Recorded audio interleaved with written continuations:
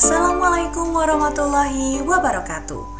Halo pemirsa YouTube dan pendengar Radio Tegar Beriman 95,3 FM. Kembali lagi di Liputan Pedesaan bersama saya Delis Nur Awalia. Pemirsa, kali ini saya tengah berada di Desa Tapos 1 yang ada di Kecamatan Tenjolaya, Kabupaten Bogor. Kita akan gali dan cari tahu potensi desa apa saja yang ada di Desa Tapos, Kecamatan Tenjolaya, Kabupaten Bogor.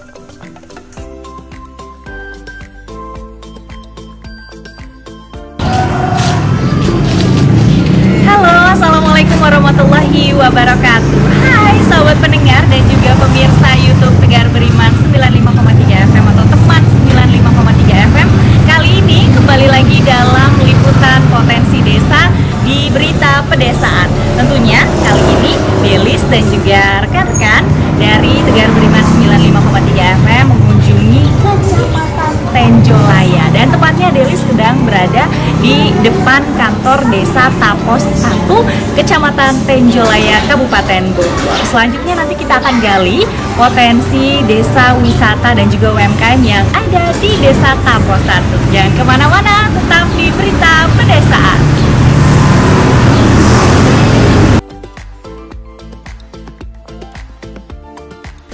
Selanjutnya, kita kunjungi kantor Desa Tapos 1, Kecamatan Tenjolaya, Kabupaten Bogor, dan kita akan mengobrol langsung dengan Kepala Desa Tapos 1, Kecamatan Tenjolaya, Bapak Maman Nuriman.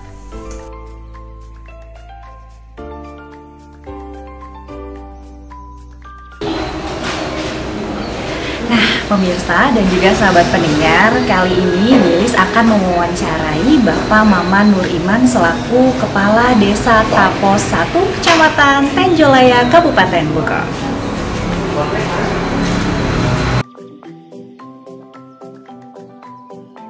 Profil Desa Tapos 1 Kecamatan Tenjolaya, wilayah Desa Tapos 1 481 hektar dengan penduduk tersebut adalah 9.086 jiwa. Dengan perbatasan sebelah timur adalah perbatasannya Desa Malang. Sebelah utara itu perbatasan dengan Taman Nasional. Sebelah barat adalah perbatasan Desa Kecamatan Pemijahan. Sebelah selatan adalah Kecamatan Desa Tapos. Alhamdulillah Desa Tapos 1 Kecamatan Tenjolaya mempunyai wisata, wisata Curug Ciampea. Yang kedua itu ada juga wilayah di Curug Muara yang ada di daerah Tukung Muara di situ. Dari 07 RT 02 di situ. Itu ada juga di bagian samping perbatasan dengan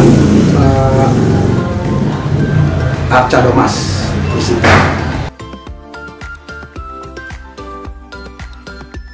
Nah, pemirsa, kita langsung aja yuk kunjungi potensi desa yang ada di Desa Tapos 1, Kecamatan Tenjolaya, Kabupaten Bogor. Pemirsa Berita Pedesaan, Deli sudah sampai nih di Curug Muara Endah, Desa Tapos 1, Kecamatan Tenjolaya, Kabupaten Bogor. Ini dia loket masuk ke Curug Muara Endah. Untuk pengunjung yang ingin datang cukup membayar Rp13.000, sudah termasuk biaya parkir dan semua pelayanan yang ada di Curug Muara Endah. Di Curug Muara Endah terdapat lokasi untuk berenang sambil menikmati pemandangan persawahan yang asri. Di Curug Muara Endah ini juga menawarkan air yang jernih, dingin karena langsung dari mata air gunung. Menurut Pak Bayu Laksana selaku Ketua Pengelola Curug Muara Endah, lokasi wisata Curug Muara Endah ini masih dalam proses pengembangan, mulai dari segi tempat, pelayanan, serta spot-spot yang ditawarkan. Nah, untuk pemirsa YouTube dan pendengar Teman FM yang mau datang ke sini, lokasinya tidak jauh dari kantor Desa Tapos 1 Kecamatan Tenjolaya. Dengan jalur yang tidak terlalu ekstrim, jadi aman ya Untuk pemirsa dan pendengar yang tidak terbiasa dengan trekking yang menantang dan terjal, tapi ingin main ke Curug. Nah, pemirsa dan pendengar, kita lanjutkan perjalanan yuk ke lokasi potensi wisata desa selanjutnya, yakni situs Cibalai Arca Domas.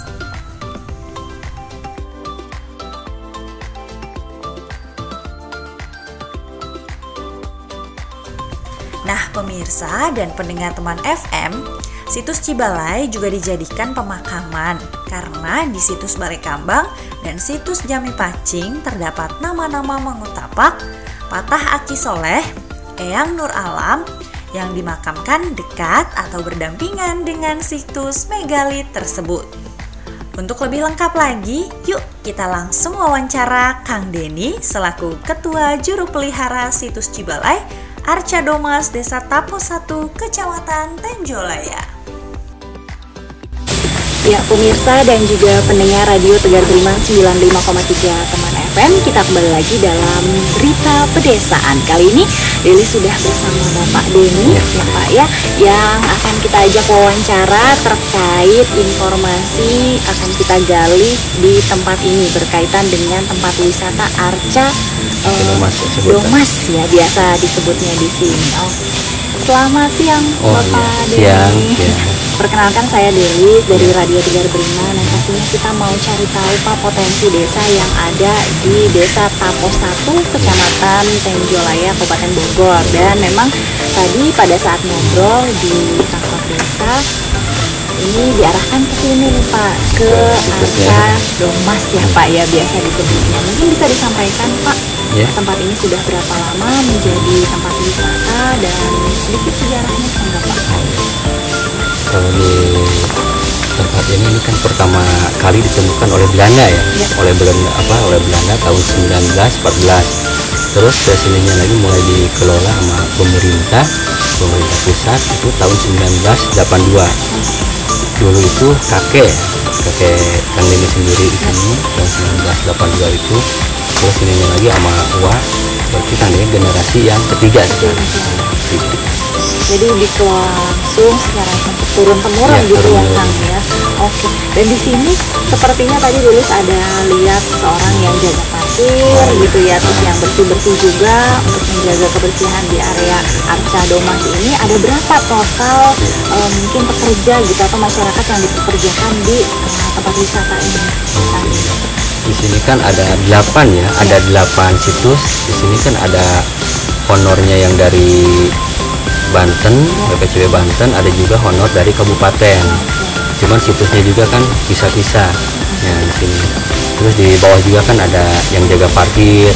Kalau yang jaga parkir itu jadi masyarakat yang ngelola di situ. Kalau yang sini ada juga yang dari BPCB Banten, Kang Denny sama yang rekan-rekan Kang Denny sini sama Pak Wahyu itu. Jadi ada sekitar berapa tuh Kang kalau di total? Ada 9. Nah, ada 9 juru pelihara. Ada 9 juru pelihara. Lumayan cukup banyak. Cuma situsnya kan pisah-pisah dari sini ada 1 jam dari sini. Nah, Kang Denny, Delis juga mau tanya berkaitan dengan akses menuju ke Arca Domas ini. Mungkin bisa disampaikan aksesnya dari kecamatan atau dari daerah pusat Kabupaten Bogor gitu ya, dari Pemda seperti apa, dan menuju ke sininya jalannya bagaimana Kang Denny? Kalau dari Pelang Arca Domas sampai ke kampung kan udah lumayan bagus ya. Cuman dari kampung sampai ke sini itu udah pada rusak. Jalannya juga kan sempit ya, kalau misalkan kita perlu sama motor juga kan udah harus kita ngalah ya. Cuma rencana yang dari desa itu bikin jalan itu yang ke Cibalai bawah. Jadi posisinya ntar mah kalau misalkan parkir mobil, motor, ntar mah posisinya ada di pohon pinus itu di sebelah situ ya. Nggak jauh. Cuma sekarang masih diurusin sama pihak desa juga gitu. Jadi terus perkembangan update gitu ya mengenai jalan menuju ke sini gitu ya. Oke. Dan Delis juga mau tanya untuk pengunjung yang biasanya datang ke Arca Domas ini biasanya dengan tujuan apa selain untuk berwisata nih Kang? Iya. Di sini kan tujuannya untuk wisata religi juga, untuk keagamaan, biasanya yang dari Hindu tuh sering peribadatannya di sini. Terus masyarakat juga, terus yang dari anak sekolah juga untuk pengenalan sejarah atau pendidikan di sini. Jadi memang cukup banyak juga Iya, masyarakat cukup banyak. dari biasanya datangnya dari mana itu paling jauh kan? Iya, dari jauh itu ada juga yang dari Semarang gitu, yang dari apa luar daerah juga banyak yang kesini. Ya, kebanyakan yang dari Jakarta di sini. Jadi memang di sini jadi tempat tujuan utama gitu Iya, ya tujuan untuk berwisata religi juga, bisa berziarah juga ya Iya, Kang bisa. ya. Oke. Nah, Kang Deli juga mau tanya untuk terobosan atau inovasi dari Kang Deni sendiri selaku pengelola gitu ya untuk menarik minat masyarakat khususnya Kabupaten Bogor atau umumnya wilayah Jabodetabek lah gitu ya sekitarnya untuk datang ke sini itu seperti apa Kang? Ya, sebetulnya di sini kan ada yang belum kebuka ya, semacam yang ada juga kan di sini curug kan ada dua ya, Ya. curug yang wisatanya, ada curug yang benar-benar wisata religinya. Dari sini kurang lebih 400 meter. Itu yang lebih dominan biasanya masyarakat luar itu dominannya ke wisata religinya. Di sini tempat-tempat yang belum kebuka di sini. Yang cuman yang kebanyakan Arca Domas, situs Jami Keciing yang dua gitu. Jadi memang ada beberapa tempat selain Arca Domas ini gitu Iya. ya Kang ya. Coba harapannya nih Kang terakhir pada pemerintah desa, pemerintah kecamatan maupun pemerintah Kabupaten Bogor khususnya untuk Arca Domas ini tempat wisata yang Kang Deni kelola Iya. secara turun temurun seperti apa? Ya, harapan kalian pribadi yang ke satu itu jalan sebetulnya. Ya. Yang dominan itu jalan. Yang keduanya itu dari petunjuk arah sebetulnya. Kayak kemarin kan hari Sabtu itu ada pengunjung ke sini yang dari arah Gunung Bunar itu nggak ada pelang situs. Biasanya kan tiap-tiap gang ya tiap perapatan ya biasanya kan ada pelang belokan. Ya. Cuman yang di sini ada juga yang di bawah doang gitu. Jadi masyarakat yang dari luar kebanyakan yang pada Google juga kan nggak tujuannya ke sini kadang-kadang disesarin gitu. Oke, jadi harapannya mungkin akses menuju ke Akses tempat menuju ini tempat ini. ya kan? Selain itu mungkin ada lagi Yang keduanya itu lebih diterapiin ya semacam fasilitas, semacam saung, terus MCK, terus yang area situs aja semacam itu kan MCK udah pada hancur gitu, yang lebih diperhatikan lagi lah. untuk Kenyamanan juga untuk pastinya. pengunjung gitu. Kan sedikit tadi Delis juga sempat bertemu dengan beberapa ekor monyet atau kera gitu ya disebutnya di sini. Itu aman bagi pengunjung. Kalau ya? bagi pengunjung itu aman, nggak ngegigit lah itu Ya. aman. Cuman kita kasih makan biasanya gitu aman itu nggak bakal ngegigit. Ya diperbolehkan juga untuk memberi makanan gitu ya Kang ya. Iya diperbolehkan soalnya kan susah kita dicegah juga kan ada aja kan pengunjung yang maksa Ya. bikin itu gitu yang ingin ngasih gitu. Nah biasanya turunnya ini setiap kapan tuh Kang? Mungkin untuk pemirsa Radio Tegar Beriman, pendengar Radio Tegar Beriman juga pengen kesini sekalian juga ketemu monyet-monyet yang tinggal di sini itu kapan tuh? Kalau sini nggak bisa diprediksi ya biasanya kalau misalkan udah ngedengar banyak pengunjung biasanya udah pada datang 1, 2 kalau misalkan ada yang ngasih udah pada turun semua sih. Jadi untuk pemirsa mungkin terakhir ajakannya kepada masyarakat Kabupaten Bogor, masyarakat Jabodetabek atau di luar Jabodetabek yang ingin berkunjung ke sini seperti apa Kang Dak? Iya. Untuk berkunjung ke sini harus lebih harus dikunjungi. Di sini salah satu ada peninggalan prasejarah, peninggalan leluhur yang harus dikunjungi ya. Ini ternyata di Kabupaten Bogor itu ada peninggalan benar-benar dari masa prasejarah itu, masa megalitikum itu benar-benar adanya di Kabupaten Bogor yang harus benar kita dilestarikan, yang harus kita dikunjungi ya. Dikunjungi juga harus tetap dijaga kebersihannya. Ya, jadi untuk pemirsa pendengar Radio Tegar Beriman juga, yuk kita sama-sama bersama keluarga, bersama kerabat juga datang ke Arca Domas ya. Sekaligus juga Selain datang, mungkin sahabat pendengar juga atau pemirsa YouTube teman 95,3 FM juga boleh membawa makanan untuk monyet-monyet di sini. Sekalian juga memberi makan sambil juga bermain bersama keluarga dan juga pastinya belajar mengenai sejarah. Terima kasih Kang Denny atas waktunya. Semoga sehat selalu supaya tetap bisa mengelola dan terus mengembangkan tempat ini atau Arca Domas ini. Pernuhun.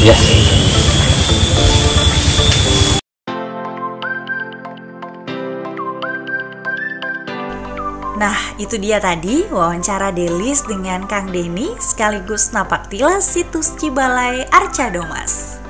Jadi luar biasa kan peninggalan zaman dulu di situs Cibalai ini? Jadi untuk pemirsa dan pendengar yang ingin berkunjung, tentunya dengan maksud dan tujuan baik, segera datangi situs Cibalai Arca Domas. Meskipun lokasinya lumayan cukup jauh, namun pastinya pemandangan yang disajikan dapat menebus kelelahan sahabat pendengar. Nah, itu dia tadi perjalanan Delis beserta tim liputan Tegar Beriman dalam menggali potensi desa yang ada di Desa Tapo 1, Kecamatan Tenjolaya, Kabupaten Bogor. Tunggu apa lagi? Yuk, wargi Kabupaten Bogor dan masyarakat luar daerah datang dan berwisata di Desa Tapo 1. Sekian liputan pedesaan kali ini, sampai jumpa lagi di liputan pedesaan selanjutnya. Wassalamualaikum warahmatullahi wabarakatuh.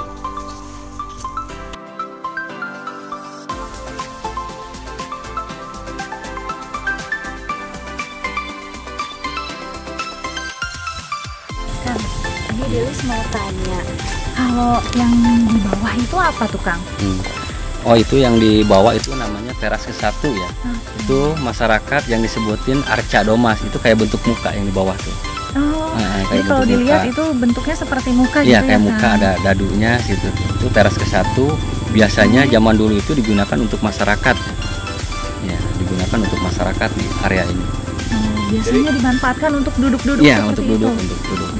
Yang di bawahnya tuh ada yang ada rumput ya. Kalau fungsi pemujaannya itu yang dilingkari itu, batu-batunya. Nah, kalau yang satu lagi itu Kang, itu apa tuh Kang? Yang kan ada pembatasnya, kotak gitu ya. Terus ada yang satunya langsung aja di bawah. Langsung aja, kotak dan juga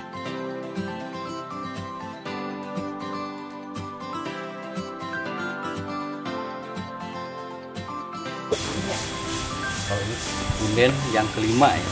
Punden yang kelima, itu batunya juga kan ada 3 ya. Biasanya orang dulu itu digunakan salah satu pemujaannya yang paling sakral itu tempat yang lebih sakral. Kalau misalkan kumpulnya di bawah, itu penghormatan.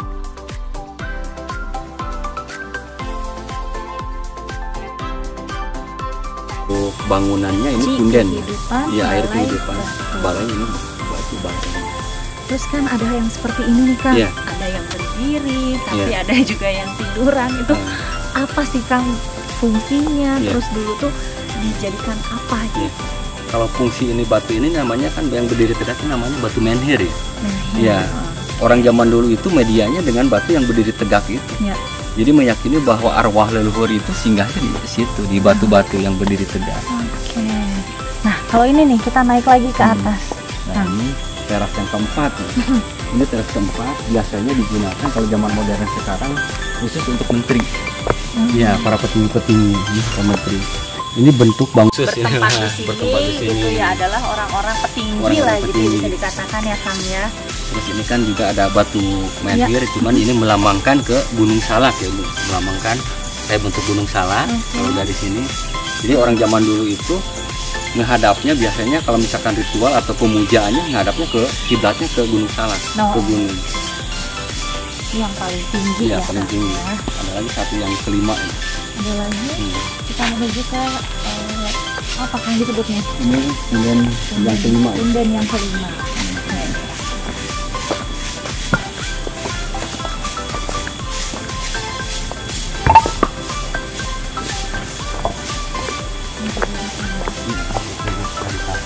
Oh, ini untuk meditasi nih pemirsa. Jadi tempat-tempat ini bisa. Kalau sebutan sekarang ini namanya batu sejadah ya. Batu sejadah. Jadi batu sejadah itu dulu kan belum ada saung ya. Jadi orang sembahyang itu posisinya di sini. Ini kan orientasinya ke barat. Oke. Oh, ini menghadapnya ke barat. Iya, ke barat kiblat. Iya.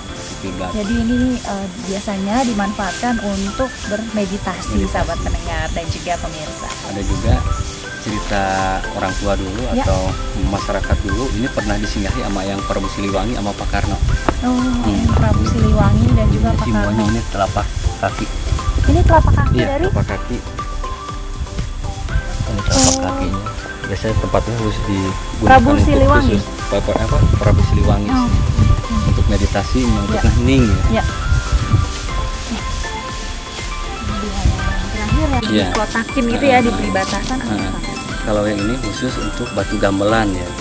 Itu kan ada batu yang panjang, yang udah nyandar sebelah situ, itu namanya batu gamelan. Batu gamelan itu kalau misalnya zaman sekarang kita sebelum mulai ritual itu biasanya ada gamelan dulu gitu. Jadi biasanya Penghormatan berkumpulnya di ya, sana. berkumpulnya di sana. Yuk Kang, kita lanjut ke Iya. mungkin saung gitu Iya. ya Kang ya, dan itu nyaman sekali. Biasanya memang itu dijadikan tempat beristirahat atau apa Kang? Memang yang pengunjung kesini biasanya lebih banyak siang hari atau malam hari Kang? Iya. Kalau ke tempat ini kebanyakan malam ya, apalagi malam-malam kliwon, malam suro, muludan biasanya. Ini kan ada khusus saung buat istirahat. Ya. Ada juga kan yang nginep. Jadi kalau ada yang nginep posisinya di saung-saung ini. Jadi berkumpul di Ya, saung berkumpulnya ini di ya saung Kang ini. ya. Tersedia juga tempat sholat atau Ya, musola musolanya ada ya, di Kang, ya. atas, ini yang dua tempat istirahat. Tadi di bawah juga nih Kang, Delis kan basuh muka juga disuruh Ya. Abah gitu tadi Ya, ya, ya. disarankan untuk Abah. Ya. Memang itu tempat apa nih Kang? Mungkin bisa diceritakan kepada pemirsa dan juga pendengar. Ya. Kalau dulu itu digunakan biasanya kalau misalkan kita mau masuk ke yang paling sakral atau situsnya itu kita harus membersihkan diri dulu gitu. Terus yang keduanya itu digunakan masyarakat sekarang itu untuk pengobatan ya. Ya, untuk pengobatan, untuk air kesucian. Biasanya orang yang wisata religi itu dia ngambil airnya dari bawah langsung sama dia dihadiahin di dalam lokasi di situ situsnya. Pembersihan Iya, diri untuk pembersihan dulu diri. sebelum melakukan ritual-ritual Iya. yang lainnya Iya, gitu yang ya lainnya. Kang.